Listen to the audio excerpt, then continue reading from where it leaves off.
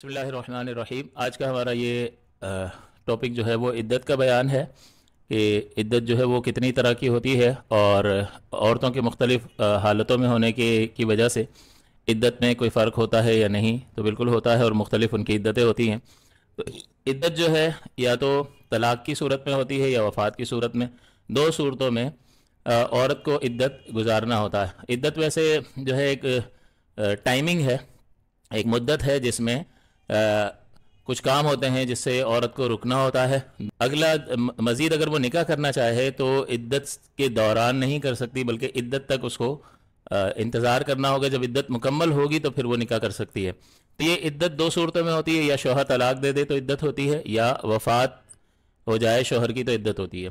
फिर इसमें एक और बात कि वफ़ात अगर शौहर की हो गई तो चाहे रुखसती हुई हो या ना हुई हो, दोनों सूरतों में शौहर के इंतकाल की सूरत में इद्दत लाजिम होती है।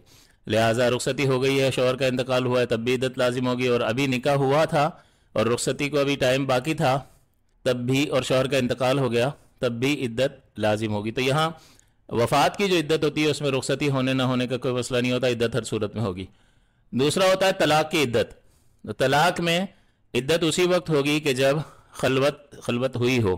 जो खलवत सहिया हुई होती है तो फिर वो कुर्बत के कायम मकाम होती है, और उस सूरत में अगर शौहर तलाक देता है तो इद्दत वाजिब होती है, क्योंकि इद्दत जो है इसकी एक हिकमत यह है कि नसब की हिफाजत शरीयत को मतलूब है।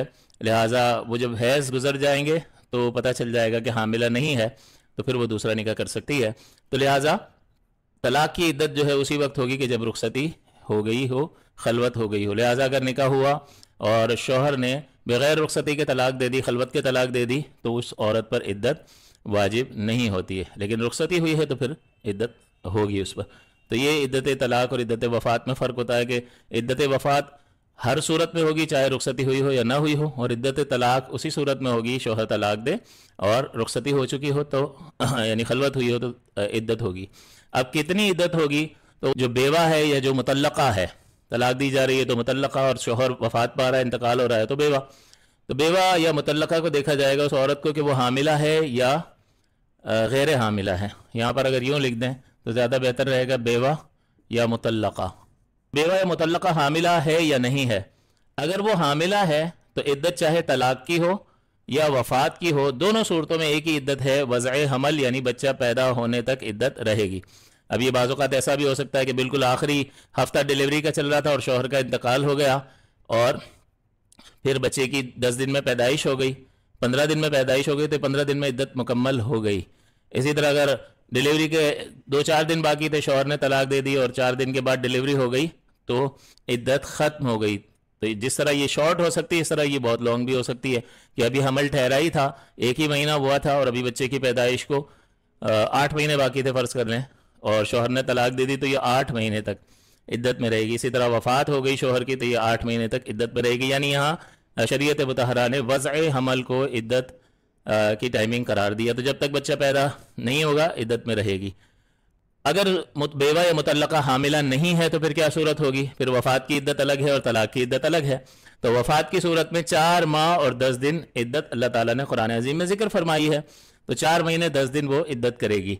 तो ये महीनों की गिनती उस वक्त हम करेंगे कि जब पहली तारीख को इंतकाल हुआ हो। पहली तारीख को इंतकाल हुआ हो तो अब चाहे महीना 30 का हो या 29 का हो, 29 का भी पूरा महीना शुमार होगा और 30 का भी पूरा महीना शुमार होगा। तो इस तरह जो है, वैसे अगर आप 30 शुमार करें तो 130 बनते हैं कि 4 महीने के 120 दिन और 10 दिन और लगा लें तो 130। लेकिन ये जब पहली तारीख को इंतकाल हुआ है तो इसी महीने से शुमार गिनती शुरू हो गई।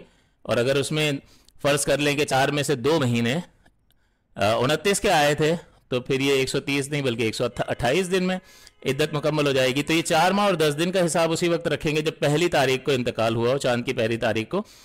और अगर इसके बाद किसी तारीख में इंतकाल हुआ तो फिर गिनती पूरी करेंगे कि 130 डेज तक इसकी इद्दत होगी। अक्सर जो है वो मतलब ऐसा भी होता है, ये तो किसी को क्या पता कब इंतकाल होना है, लेकिन बहरहाल ये अगर पहली तारीख के अलावा इंतकाल हुआ है तो 130 डेज जो है उसको काउंट करने होंगे, यानी हर महीने अब 30 दिन शुमार करेंगे। उसका सबब ये है कि अगर फ़र्ज़ कर लें कि भाई 6 तारीख को या 8 तारीख को इंतकाल हुआ है اب 8 دن اس مہینے کے، اگر وہ 30 کا مہینہ ہے تو 22 دن اس مہینے کے اور 8 دن دوسرے مہینے کے ملیں گے تو مہینہ پورا ہوگا. اب یہ دونوں مہینے ایک 30 کا ایک 29 کا ہے تو اس کو 30 کا مانے یا 29 کا مانے گڑبڑ ہو جائے گی، لہٰذا پھر 30 ہی کا مان کر کرتے ہیں. پھر وہ مہینوں کی گنتی سے نہیں ہوتا، پھر دنوں کی گنتی سے ہوتا ہے کہ 30 کو 4 سے ملٹیپلائی کیا تو 120 ہو گئے اور 10 پلس کر دیا تو 130 دن ہو گئے. تو عدت وفات اگر حاملہ نہیں ہے تو وفات کی صورت میں 4 مہینے 10 دن عدت ہے یا 130 دن عدت ہے. اور اگر شوہر نے بیوی یعنی مطلقہ جس کو طلاق دی گئی ہے وہ حاملہ نہیں ہے تو پھر طلاق کی عدت کے لیے عورت کو دیکھیں گے کہ وہ ذوات الحیض میں سے ہے یا نہیں، اس کو حیض آتا ہے یا نہیں. اگر اس کو حیض آتا ہے تو قرآن عظیم نے 3 حیض اس کی عدت کو بیان فرمایا، یعنی 3 حیض تک وہ رکی رہے گی اور اس کے بعد وہ دوسرا نکاح کر سکتی ہے، یعنی 3 حیض اس کی عدت ہے. والمطلقات یتربصن بانفسہن 3 قروء، کہ یہ طلاق یافتہ عورتیں اپنے آپ کو روکے رکھیں 3 قروء یعنی 3 حیض روکے رکھیں. تو اس کی عدت 3 حیض ہے. اور اگر یہ مطلقہ جو ہے اس کو حیض نہیں آتا، نابالغہ ہے یا 55 سال سے بڑی عمر کی ہو گئی اور حیض آنا منقطع ہو گیا، بند ہو گیا، تو پھر اس کی عدت 3 مہینے ہوتی ہے.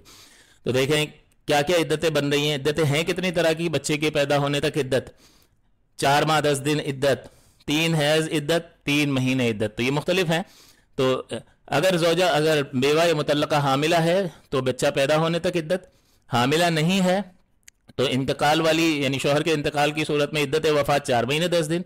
اور زوجہ حاملہ نہیں ہے، اس کو طلاق دی ہے، تو پھر دیکھیں گے اس کو حیض آتا ہے تو 3 حیض، اور حیض نہیں آتا تو 3 مہینے اس کی عدت ہوگی.